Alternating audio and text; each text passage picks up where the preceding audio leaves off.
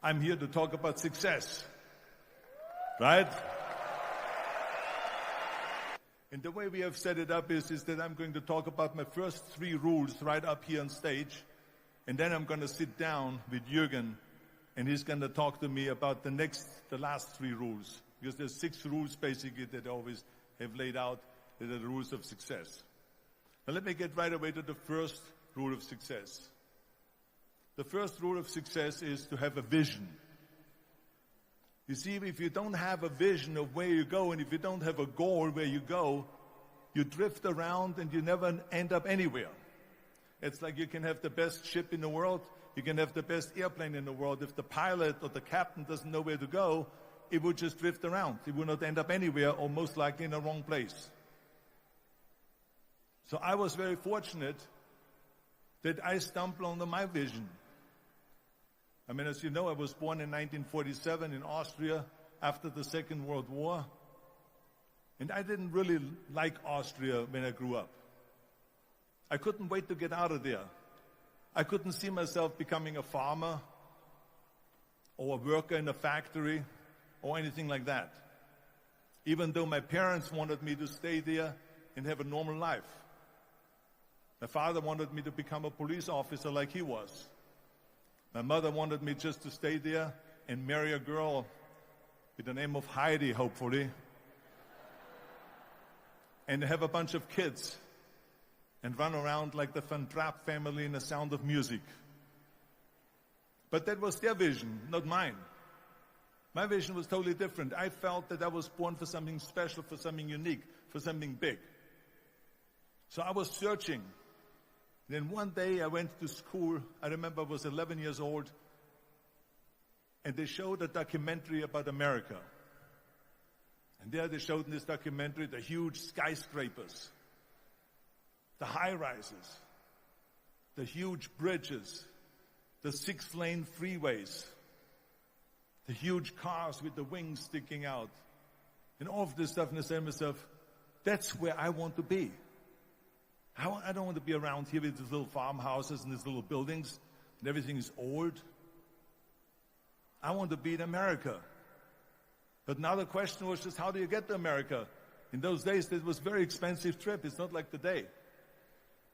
So again, I was very fortunate that one day after school, I walked by a store in Graz, which was called Brühl. And it was the only store that really sold kind of American stuff. So one day, they had jeans there, American jeans. And then they had the pool walker. And then they had an expander. And some barbells and some dumbbells and an exercise bench in the window. So I went inside and I looked around and I looked at this stuff, and then I saw a magazine. I saw a bodybuilding magazine that had Reg Park on the cover. Reg Park was then a 3-time Mr. Universe. And I saw him on the big screen as Hercules. And on the cover it said, how Reg Park, Mr. Universe, became the Hercules star. That's what the cover story was all about. So I looked at the cover and I said to myself, I got to get this magazine. So I bought the magazine, I took it home and I read it over and over from the front page to the back. It had everything in there, how he trained, how he was working out in Leeds, England, in a factory town, how he worked out every day for 3-4 hours and became the strongest man of Europe, and how he won Mr. Europe and Mr. Great Britain, and then eventually Mr. Universe. And how he won the second Mr. Universe and the third Mr. Universe. And how he was discovered to play the starring role in Hercules. I read that and I said to myself, wow, this is the blueprint for my life. This is exactly what I want to do. I want to become a bodybuilding champion just like Reg Park. I want to get into movies just like Reg Park. And I want to make millions of dollars and be rich and famous just like Reg Park.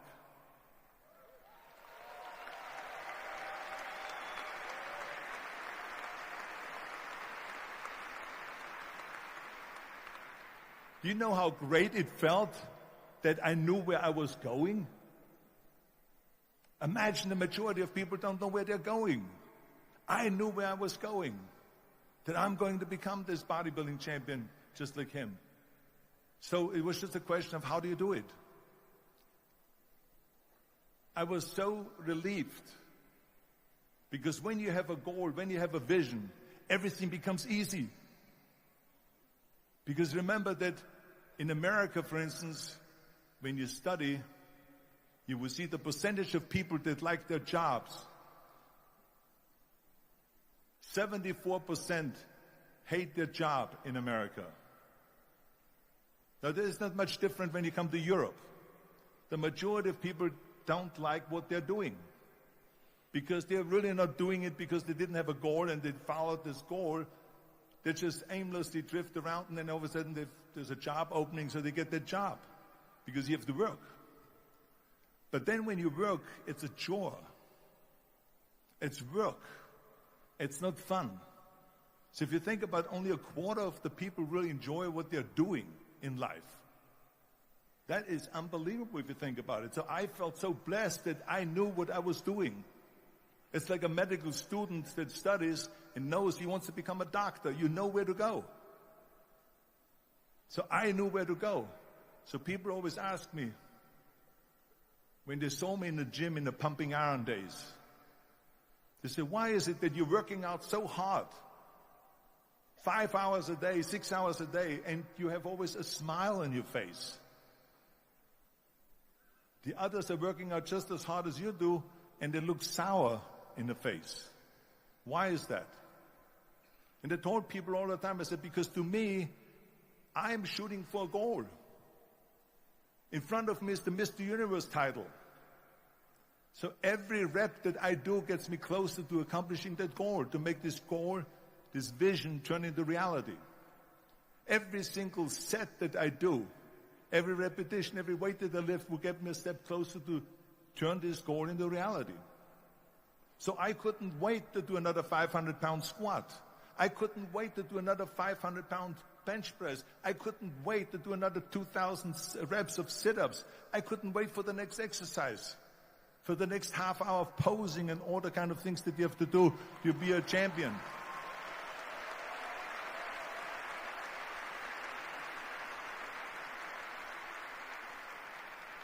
I felt so great knowing where I was going, and I tell you, it worked. I mean, think about it. And I was just not visualizing just my exercise, but I was really lifting the trophy over my head. That's what I was thinking about. And with the age of 20, I went to London and I won the Mr. Universe contest as the youngest Mr. Universe ever. And it was because I had a goal.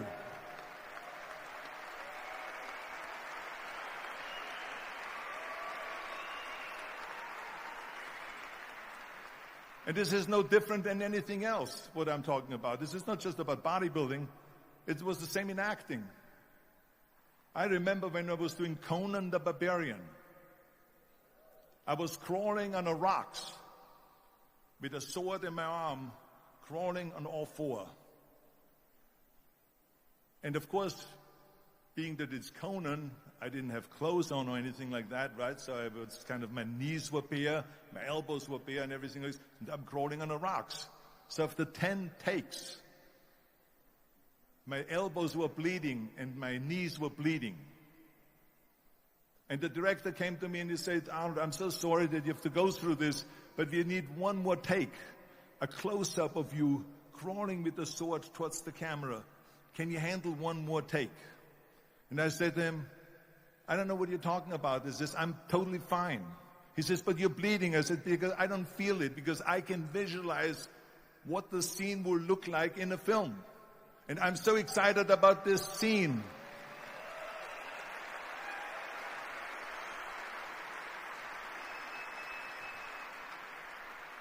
I was visualizing crawling up behind Falser Doom, which was played by James Earl Jones. Crawling up behind Falser Doom with the sword slowly, and then rising up behind him and whack, cutting his head off. And the head spins in the air slowly with blood all over the place. and slowly falls down the steps and rolls down the steps. And his body slowly falls sideways. That was what I was visualizing, and that was very important because he, in the movie, killed my parents, killed Conan's parents. And that was revenge. And he always said that flesh is stronger than steel. And I wanted to prove to him that no, steel is stronger than flesh. And so I had this in my mind. And so this is why it didn't matter if I had to do another 50 takes or 100 takes. No matter how much I bleed on my elbows or my knees, I saw that vision of the perfect scene, and it was an important scene, and I would do it over and over again until we got it.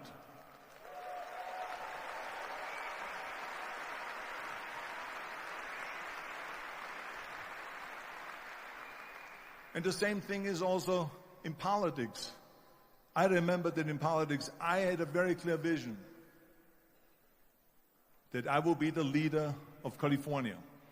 That's as far as I could go because I was not born in America, so I could not run for president. So being the governor of the fifth largest state, the largest state, the fifth largest economy in the world, was for me really the ultimate title, the ultimate accomplishment in politics. So even though people came up to me and says, why don't you go and run for something smaller, you're never going to make it. I ran for governor, and then 2 months later, I became governor of the state of California. Again, because I had a very clear vision what I'm going to do with California. So let me tell you something, visualizing your goal and going after it makes it fun. You got to have a purpose no matter what you do in life. You got to have a purpose. So that's rule number 1, have a vision.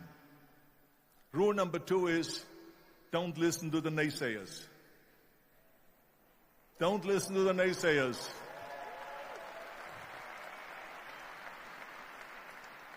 Everything I ever did, the thing that I heard out of people's mouth was, that's impossible.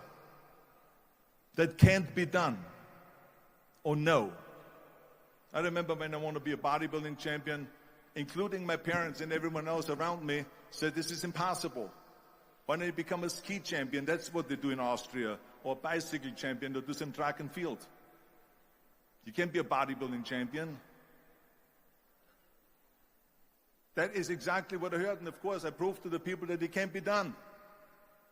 So whenever someone said to me, it can't be done, I heard it can be done. When they said no, I heard yes. And when they said it's impossible, I heard it is possible. Because I am a strong believer.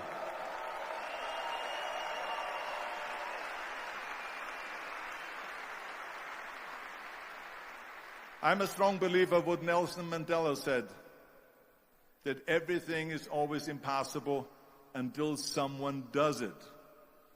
Well, I'm going to be the one, I said to myself, I'm going to do it and I'm going to show it to them. Maybe it has never been done before. That's perfectly fine with me. But I'm going to do it. And I did not listen to the naysayers.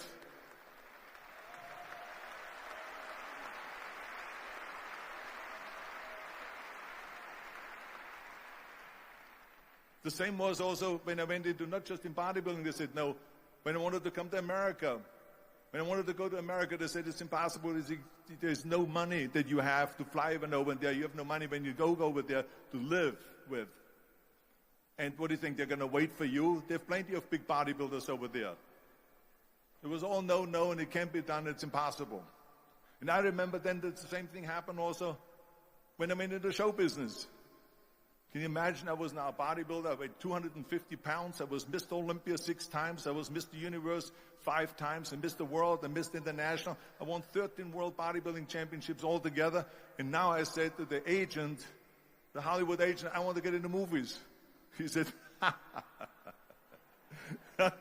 that's funny, Arnold. I asked a studio executive, I say, I want to get into movies. I want to be a leading man. He started laughing. So they all say it's impossible. I said, why is it impossible? He says, because look at how big you are. You weigh 250 pounds. Hercules bodies and muscular bodies were in 20 years ago. 20 years ago, they did Machista and they did all these Samson movies and Hercules movies and stuff like that, but not anymore. Arnold, this is the 70s. Do you know the sex symbols today? It's Al Pacino. He weighs 150 pounds. It's Dustin Hoffman. He weighs 146 pounds. And guess who else is a sex symbol? Woody Allen. So imagine they're telling me now that those are the new sex symbols. So therefore forget about it. And then they told me, says, and your accent, even if you reduce all your body weight and everything and have a normal body, your accent. I said, your accent, I mean, it will go give people goosebumps. With the German accent, it will get people the creeps. They will get scared. He says, no one in Hollywood ever has become a leading man that had an accent. Doesn't happen. People in America want to hear their actors talk like John Wayne, or like Burt Reynolds, or like Clint Eastwood. Not like someone on Hogan's Heroes or something like that. Some Nazi movie. This is the kind of stuff that they heard. They said, no, you see, it's impossible. And plus your name who can pronounce Schwarzenegger or something like that. No one can pronounce that, so forget about it, Arnold. This is the kind of thing that I heard. Imagine, you go from studio executive to studio executive, from agent to agent, from manager to manager, and they all said exactly the same thing. Now that's very encouraging, isn't it? But you know something? I didn't give a shit. I didn't.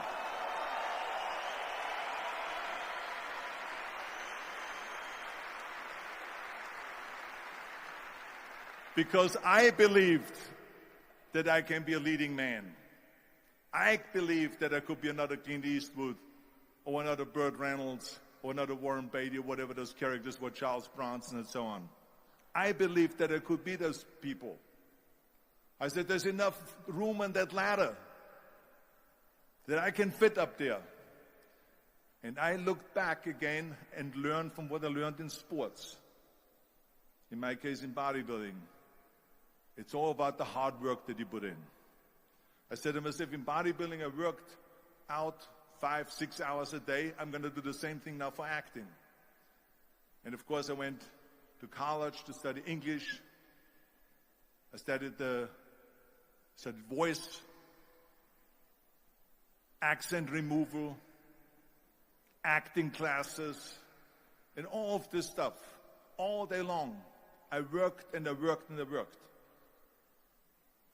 And within a short period of time, I made one movie called Hercules in New York, which of course went right into the toilet.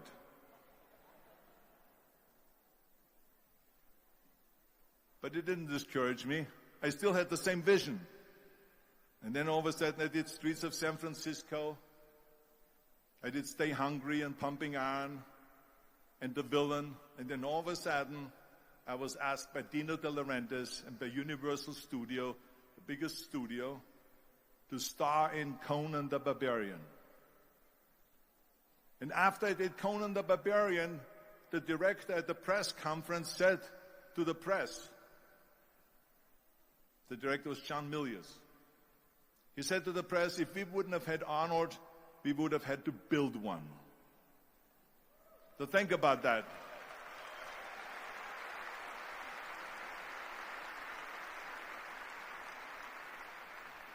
The very body that they said can never be sold because the time is wrong.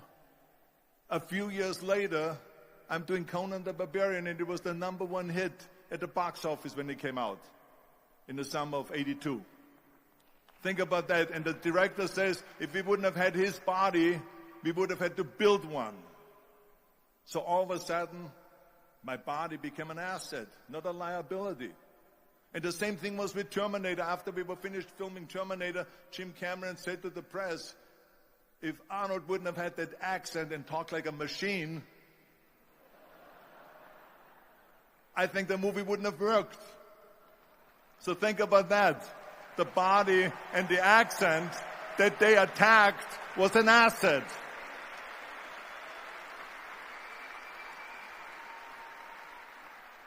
But I didn't listen to those losers.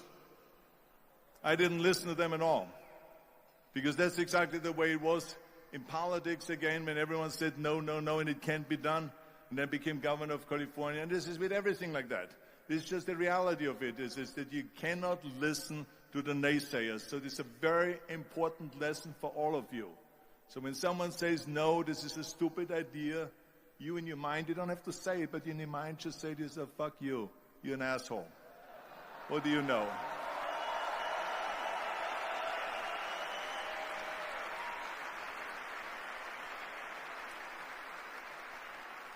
If I would have listened to the naysayers, from bodybuilding to show business to politics, I would not be standing here today talking to you.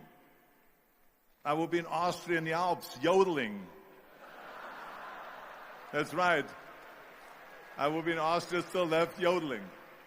That's what I will be doing, exactly. So this is why I say don't listen to the naysayers. And the next thing, the third point that I'm going to make to you is, before we sit down with Jürgen and talk about the rest of the three, is work your ass off. There is no magic pill. There is no magic out there. You cannot get around. You have to work and work and work. I can tell you, I've watched the day for half an hour, Jürgen and his wife that put on this show, this great, great event here. They worked their ass off to put this together. All year long they work and they work and they work. This does not come together by itself.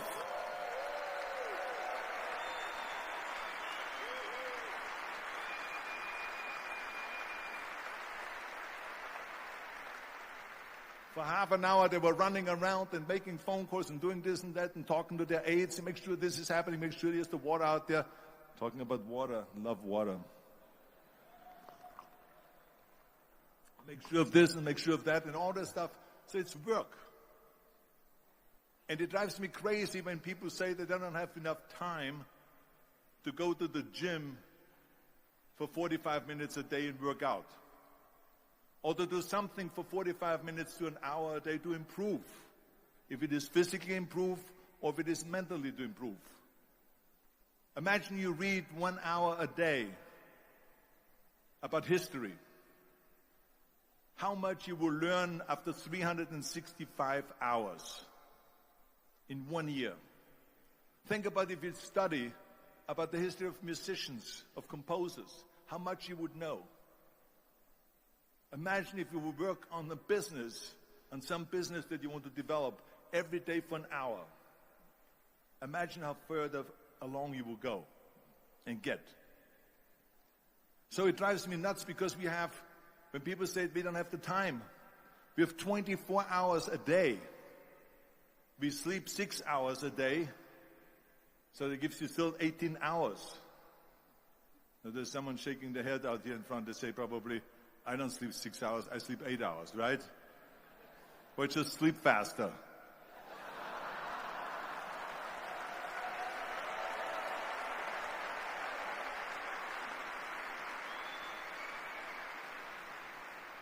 So we have 18 hours a day. The average person works around 8 to 10 hours. So let's assume it's 10 hours, so we have 8 hours left. Then you travel around an hour a day, maybe 2 hours a day. So now you have still 6 hours left. So what do you do with these 6 hours? What do you do with these 6 hours? Then we eat a little bit, then we schmooze a little bit, talk a little bit to people and all that stuff. But you can see how much time there is available if you organize your day. So you got to work hard. I mean, let me tell you something. When I went to America, I went to college. I went and worked out 5 hours a day. And I was working on construction. Because in those days in bodybuilding, there was no money. I didn't have the money for food supplements or anything. So I had to go to work. So I worked on construction. I went to college. I worked out in the gym and at night from 8 o'clock at night to 12 midnight, I went to acting class 4 times a week. So I did all of that. There was not one single minute that I wasted. And this is why I'm standing here today.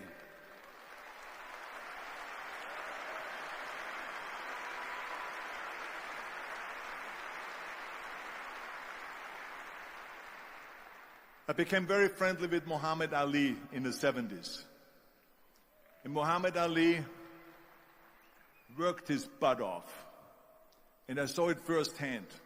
And I remember that there was a sports writer that was there in the gym when he was working out and he was doing sit-ups. And they asked him, how many sit-ups do you do?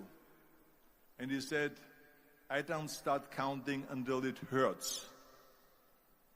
Now think about that. He doesn't start counting his sit-ups until he feels pain. That's when he starts counting. That is working hard. And so you can't get around the hard work. It doesn't matter who it is. As a matter of fact, I believe what Ted Turner said. Work like hell and advertise.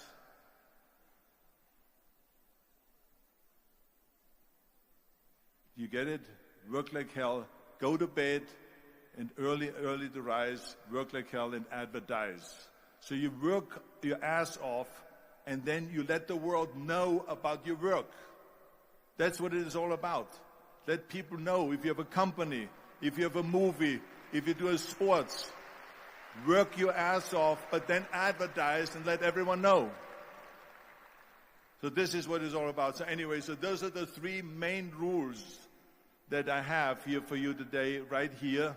And then the rest of it we talk about when we sit down now. I think that Jürgen said he's going to pull out some chairs. Then we're going to talk about the other one, which is, of course... Okay. Ja, lieber Arnold, du hast uns jetzt 3 deiner Erfolgsregeln schon einmal mitgeteilt.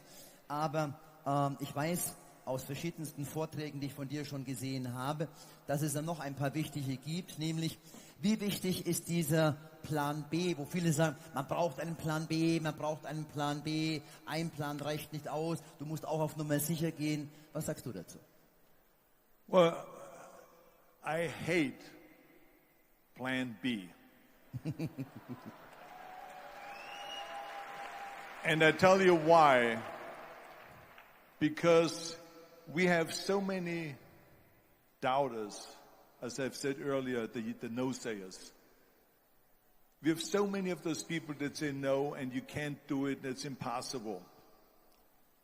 That is okay because we just turn off, as I said earlier, and we listen and we hear the no being a yes. You can't do it, you can do it, and all of that. So that is possible to do that amongst all the negative people around you. But when you start doubting yourself, that's very dangerous. Because now what you're basically saying is that if my plan doesn't work, I have a fallback plan. I have a plan B. And that means that you start thinking about plan B, and every thought that you put into plan B, you're taking away now that thought and that energy from plan A.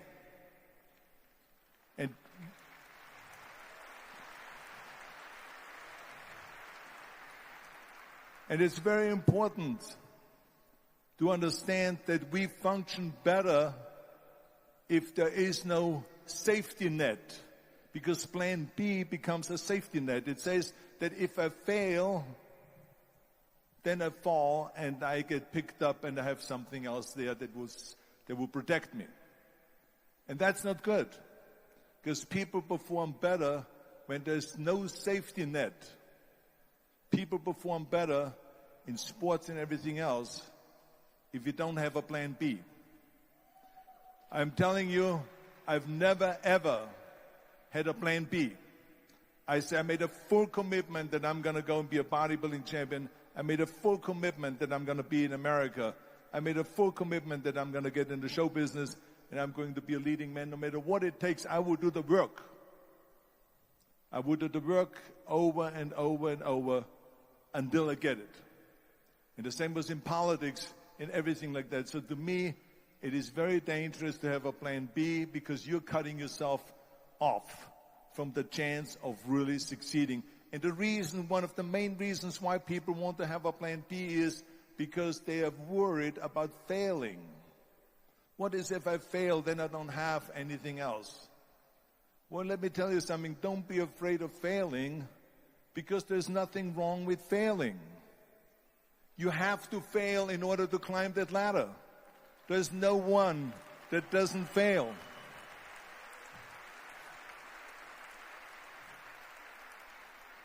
Michael Jordan said in one of his interviews, when they said, "You're unbelievable, you're the greatest basketball player of all times."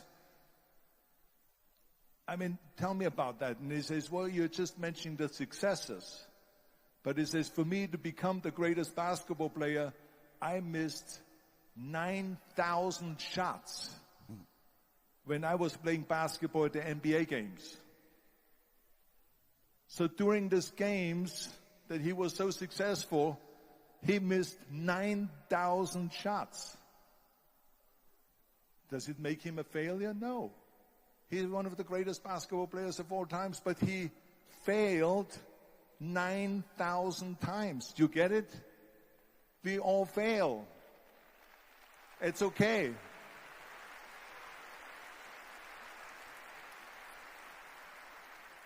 What is not okay is that when you fail, you stay down. Whoever stays down is a loser. And winners will fail and get up. Fail and get up. Fail and get up. You always get up. That is a winner. That is a winner. I failed in bodybuilding. I lost bodybuilding competitions. I lost powerlifting competitions. I lost weightlifting competitions. I had movies that went in the toilet and that were terrible and got the worst reviews. And in politics, I remember I had many of the initiatives on the ballot, and we lost. My approval rating in California went down to 28%. And then it went back up again, and they won again the governorship. Hey, we all lose. We all have losses. This is okay. And this is why I say don't be worried about losing, because when you're afraid of losing, then you get frozen. You get stiff. You're not relaxed.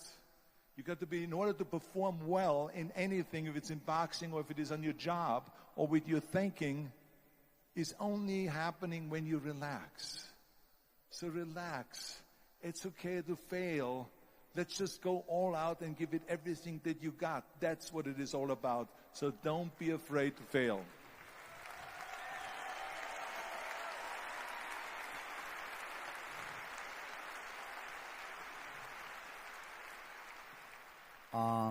My wife Kirsten and I, we have a foundation and build up schools in Africa for poor children.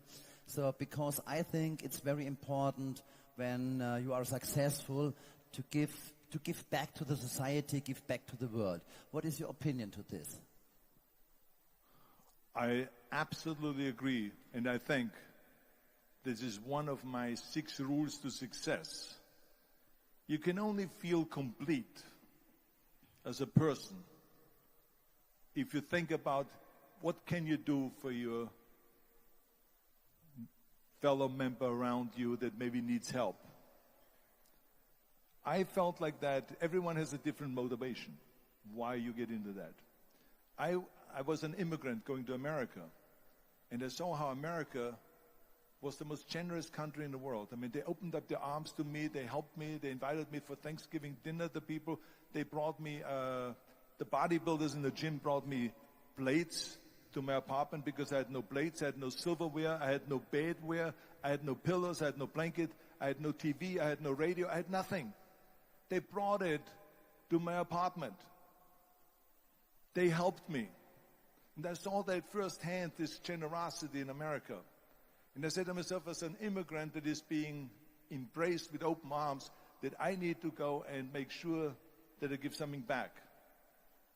Now, because I started thinking about how did America become such a great country? How did America become such a generous country? Well, I look back in history and I realized that people have fought for America, and people have died for America, and people have suffered for America.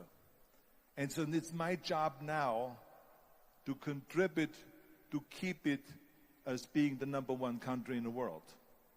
And this is when I started feeling obligated, and I said to myself, so what can I do? I'm a bodybuilder, what can I do? Well, then I realized when I saw Special Olympics that I can help and train Special Olympians. And so we started getting involved in Special Olympics, and in no time, I proposed to them to start powerlifting in Special Olympics, to have deadlift, which was a safe thing to do, and to have bench press, which was a safe thing to do. And it became the #1 sports in Special Olympics, powerlifting. They always have a packed hall of 5,000 people. And I became the national trainer and the international trainer of Special Olympics.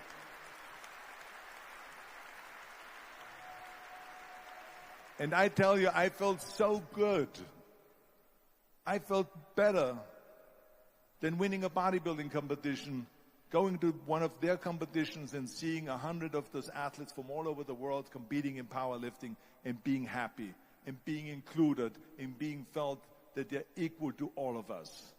It was the most unbelievable feeling, and this is why I got so excited about it that then after that, I started, going around to military bases in America and training our military personnel. Because in those days, bodybuilding and weight training wasn't popular. Now it is. Now when you go to Iraq, to Baghdad or somewhere like that, and you see the American soldiers train, they have the biggest facilities. It's like this dome here. This is how big the training facilities are now. So it all changed. But in those days, they wasn't popular at all. So I went from military base to train the soldiers and the sailors and the airmen and all of them.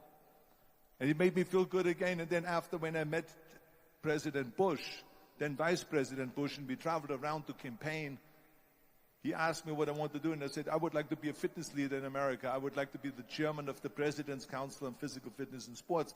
And then when he became president, he appointed me to that. And so now I really was able to travel through all 50 states and promote health and fitness. The more I got into that, the more I realized how good it feels to give something back. And that's when my idea came about after-school programs, because after school, when I traveled to all the schools to train students, I saw there was a huge gathering of students after the school was over outside the school. And I asked the school principal, what are all the students doing? And he said to me, Arnold, you have to understand that 70%, that the kids in our schools, they come from parents where 70% of the parents are both working. So therefore, there's no one there picking them up. So that's got me the idea to start after-school programs, to keep those kids in school while the parents are working, and to offer them homework assistance, tutoring, sports and fitness programs and arts programs, music and painting and so on. And it became a huge success.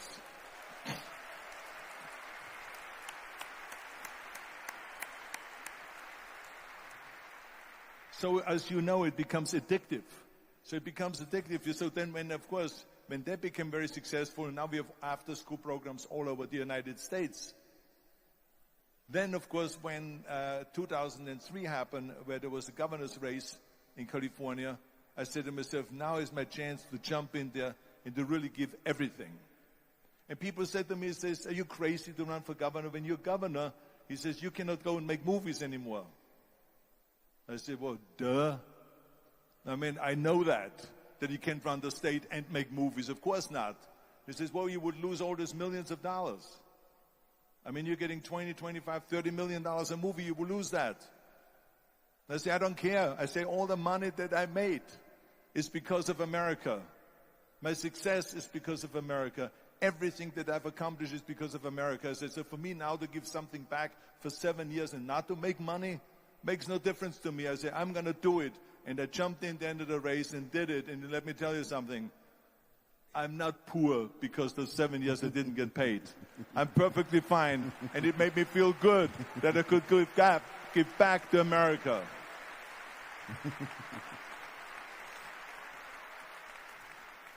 Arnold, I have tell the people here today that my opinion is it is very important to learn lifetime. Don't stop in learning. Go on, go forward. And what do you think about learning? What do you think about to have a coach? Is it important to have a coach? Is it important to have someone who can tell you what you are doing, who can help you? What is your opinion to this? Well, I think that every day we are benefiting from someone helping us. That's why I said earlier, there's no such thing as a self-made man. I mean, when you think about it, you're born and you need your parents to raise you. You need your teachers to teach you. You need your coaches to do sports. And so when I think about back of the people that helped me, as a matter of fact, one person, where's my friend here, Albert Bussek? Is he sitting here somewhere? Where is he sitting? Albert Bussek, come on out here for a second. Come on out here for a second.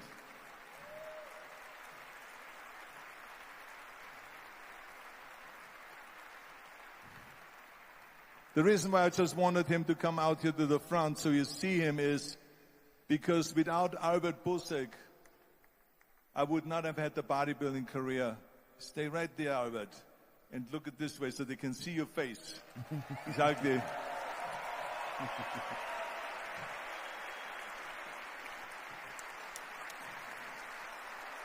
Albert Bussek was the one, for instance, just to give you an example, out of the thousands and thousands of people that helped me, Arnold Schwarzenegger was one of them that helped me to translate into English so I could fill out my entry form for the Mr. Universe contest.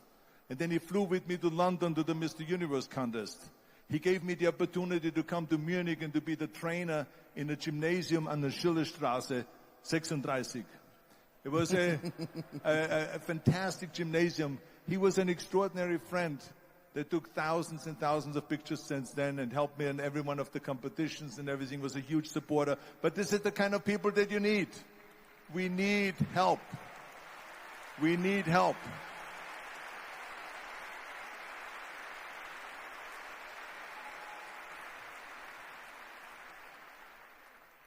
I remember that everything I did always needed help. Think about it when someone says, Arnold, you're the greatest self-made man.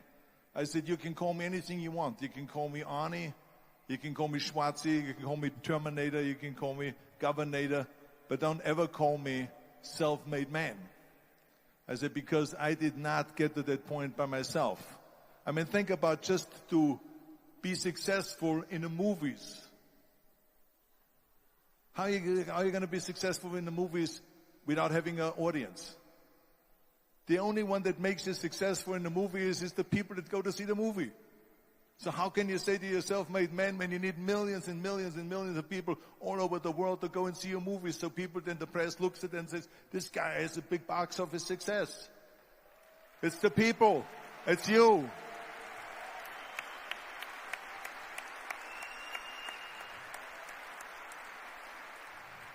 Imagine if Jürgen and I both think that we're self-made people and this hall right now is empty. No one here. Do you think this will be a successful conference? No. Who makes it successful is not him and me. We are just one little molecule that is added to the equation. But you are the ones that make this conference a successful conference. So thank you, all of you, for being here today. You are the ones that is making it big.